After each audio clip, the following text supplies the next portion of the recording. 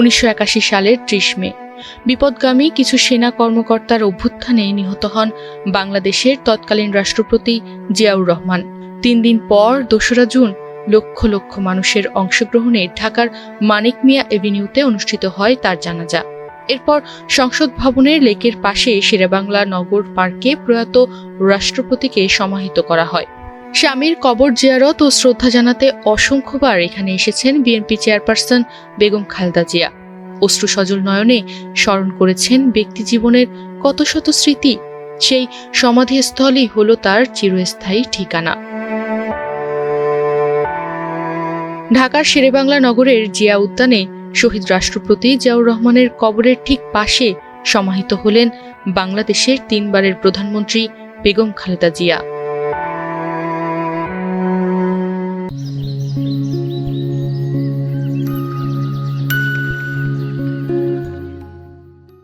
31 December বুধবার জোহরের নামাজের পর সেই মানিক মিয়া এভিনিউ ও সংসদ ভবনের দক্ষিণ প্লাজা জুড়ে বেগম খালেদা জিয়ার নামাজে জানাজা অনুষ্ঠিত হয়। প্রয়াত নেত্রীর বড় ছেলে তারেক রহমান ছাড়াও লক্ষ লক্ষ মানুষের অংশগ্রহণে জানাজায় ছিলেন প্রধান উপদেষ্টা ডক্টর মোহাম্মদ ইউনূস, উপদেষ্টা পরিষদের সদস্য, বিএনপি স্থায়ী কমিটির সদস্য ও বিভিন্ন পর্যায়ের নেতাকর্মী এবং সর্বস্তরের জনতা। সেখানে বেগম জিয়াকে রাষ্ট্রীয়ভাবে শ্রদ্ধা জানানো হয়। এরপর তার মরদেহ নিয়ে যাওয়া হয় জিয়া উদ্যানে শহীদ জিয়ার সমাধিস্থলে। রাষ্ট্রীয় মর্যাদায় সমাহিত হলেন স্মরণকালে এদেশের সবচেয়ে জনপ্রিয় নেত্রী বেগম খালেদা জিয়া।